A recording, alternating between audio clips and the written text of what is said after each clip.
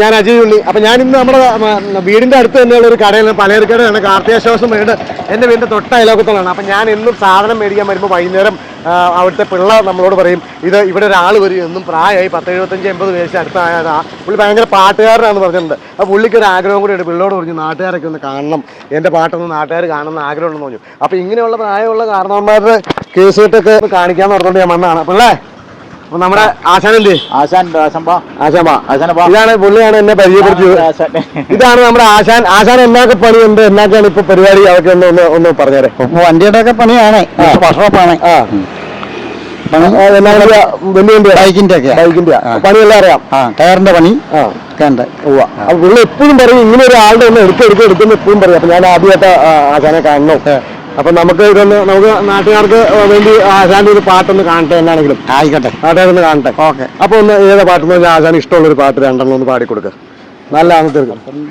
പുറത്തിറങ്ങിയാ എന്നാ പുറത്തിറങ്ങി വാ, അതിനകത്ത് കുഴപ്പമില്ല. അത് പറഞ്ഞോ, എവിടെയാന്ന് വെച്ചാൽ നിർത്തി ഒരു പാട്ട് പാടിക്കൊടുക്കുക. എന്നാ ഇത് വെച്ചിട്ട് പറയാം, ഇത് മൈക്കാം. അല്ല, ഞാൻ ഭക്തിഗാനമാണ് പാടാൻ പോകുന്നത്. എല്ലാവരും സപ്പോർട്ട് ചെയ്ത് വിടണം കേട്ടോ. കുറച്ച് ഒച്ചയ്ക്ക് പറഞ്ഞോ, കുറച്ച് ഒച്ചയ്ക്ക് പാടിക്കോ. അതൊരു ഭക്തിഗാനമാണ് പാടാൻ പോകുന്നത്, പാടിക്കോ. ഗണപതി ഭഗവാനേ, ഗണപതി ഭഗവാനേ നമാമി, ഗണപതി ഭഗവാനേ,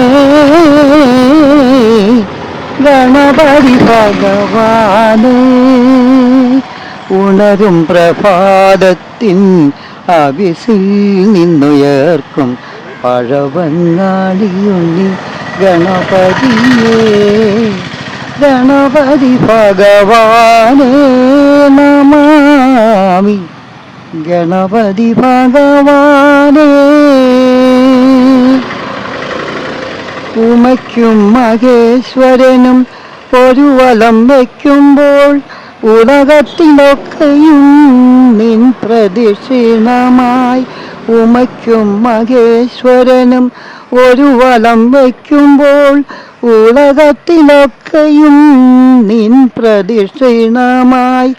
ഹരിശ്രീ എന്നെഴുതുമ്പോൾ ഗണപതിയായി കാണും, അടിയന്റെ വിഘ്നങ്ങൾ ഒഴിപ്പിക്കുമൊന്നായി നീ ഗണപതി ഭഗവാനേ. അപ്പൊ നമ്മള് ഇത് ഭക്തിഗാനം കേട്ടു, സൂപ്പറാണ്, അടിപൊളിയാണ്. നേരിട്ട് കേട്ടാൽ നിങ്ങളിപ്പോ കേൾക്കണേക്കാളും ഒക്കെ അടിപൊളിയാട്ടോ. ഞാൻ തുടങ്ങിയ അതിന്റെ കൂടെ ഒരു സിനിമാ പാട്ടും കൂടെ ഒന്ന് പാടാവോ? അന്ന് ഒരു സിനിമാ പാട്ടും കൂടെ പാട്, ഒരു 2 വരി ഒരു 4 വരി സിനിമാ പാട്ടും കൂടെ നിങ്ങൾ കേട്ടു നോക്കുക. പുള്ളിയുടെ കഴിവ്, പുള്ളി എവിടെ എത്തണ്ടാണെന്ന് നോക്കുക. പാടിക്കോ ആശാനെ.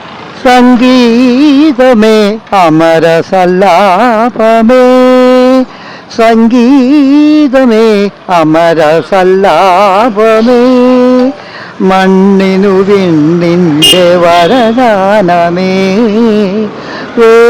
വേദനയെപ്പോലും വേദാന്തമാക്കുന്ന രാജാനുസംഗീത സംഗീതമേ അമര സല്ലാപമേ. ആദിമ ചൈതന്യ നാഭിയിൽ വിരിയും 1000 ഇതളുള്ള താമരയിൽ, ആദിമ ചൈതന്യ നാഭിയിൽ വിരിയും 1000 ഇതളുള്ള താമരയിൽ, രചനാ ചതുരൻ ചതുർമുഖനുണർന്നു.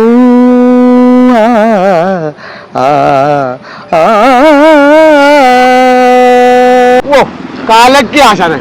എന്താ പറഞ്ഞാലും നിങ്ങൾ ഈ പ്രായത്തിൽ എത്ര വയസ്സായി? 80 വയസ്സ്, 75?